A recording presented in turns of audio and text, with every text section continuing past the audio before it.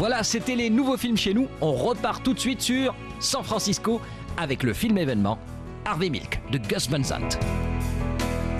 How did the city help you? City film office was quite helpful, and we got the locations. It was really great, and we were able to. Yeah, definitely the city hall itself was an open door space, which was really good.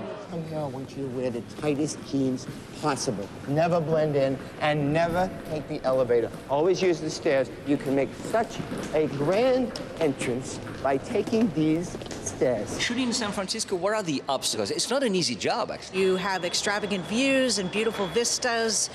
However, it's not flat. You can't just drive anywhere with all those trucks and trailers and be able to park and be located right at the location. And as you noticed, we have a fog pattern. You have to plan around it. San Francisco is one of the most unique skylines in the world. So as soon as you pull a camera out and it's in the background, you know where you are. It's instantly recognizable. So many film productions came here. We've got a really rich history of films and filmmaking and television series.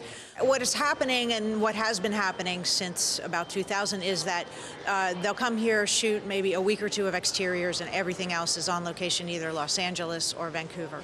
And they cheated. Yes, absolutely. Oh, you seem sad about it. I'm terrible. Le cas d'Autriche le plus récent et le plus flagrant, c'est Heartbreak Kid, la femme de ses rêves en VF, la comédie des frères Farrelly avec Ben Stiller. À peine quelques jours d'extérieur à San Francisco, histoire de marquer le coup, et le reste ailleurs.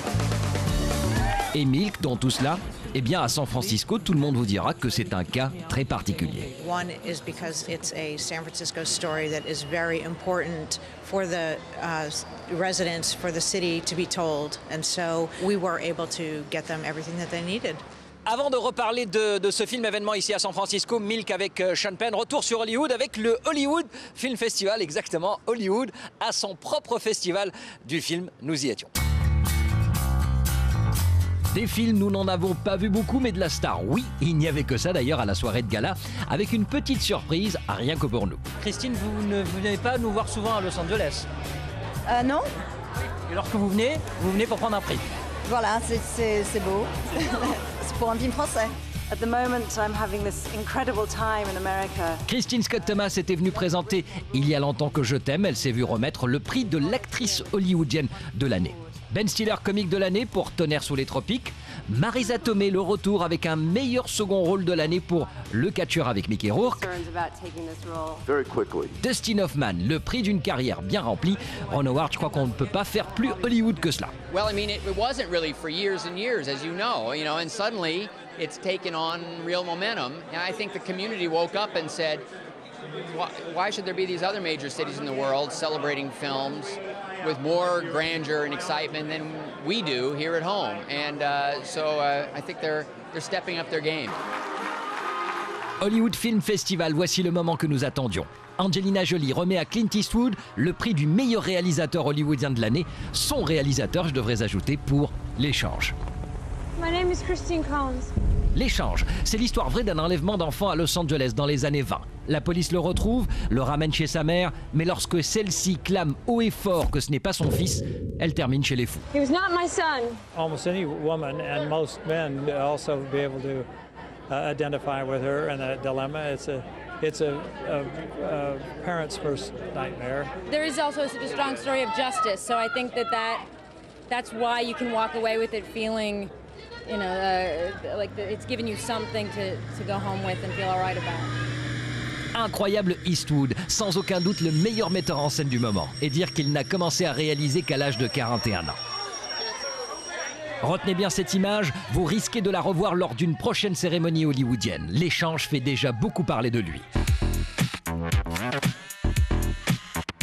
Society can't exist without the family. We're not against that. Can two men reproduce? No, but God knows we keep trying. Retour une dernière fois à Harvey Milk, le film de Gus Van Sant. Harvey Milk, premier conseiller municipal ouvertement gay, assassiné par un autre conseiller municipal appelé Dan White. Il ne s'agissait pas d'un crime raciste, mais plutôt d'un mec sous pression qui un jour a pété les plombs. With Harvey and Sean, you know, it's a very positive thing to be able to play. With Dan White, it's very negative because it's diametrically opposed to everything that they were working toward. So not an easy, fun character to play, but I'm glad I did it. I'm glad I'm here. Intéressant, non, de voir un acteur vous dire qu'il n'a pas le plus beau rôle dans un film. Ça, c'est typiquement Josh Brolin et c'est ce qui fait de lui l'acteur du moment à surveiller de près. En 2 ans à peine, Josh Brolin s'est imposé. Lui tout seul, sans qu'on dise qu'il est le mari de Diane Lane. 2 ans de films non-stop et bien servi en plus du 5 étoiles au guide du cinéma. Very grateful to be involved in the films that I'm involved with. You know, I mean, look at the reaction right now. It's fantastic. You know, W's got a great reaction. No Country last year had a great reaction. And I think, you know, all the films that I've chose to do recently have been about behavior, have been about people, and that's what people respond to. Et en plus, qui ne gâche rien, Josh Brolin est un de ces gars hyper sympas avec lequel on boirait bien une bière entre copains.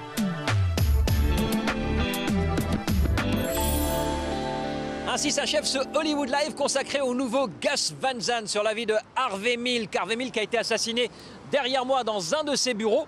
D'ailleurs, c'est la seule scène dans le film qui a été trichée puisque les bureaux ont été rénovés et que pour retrouver l'atmosphère des années 70, Gus Van Sant est allé tourner un peu plus loin dans un immeuble appartenant au gouvernement américain. On se retrouve depuis Los Angeles la semaine prochaine. Tout de suite, le lâcher de Bimbo. Ciao!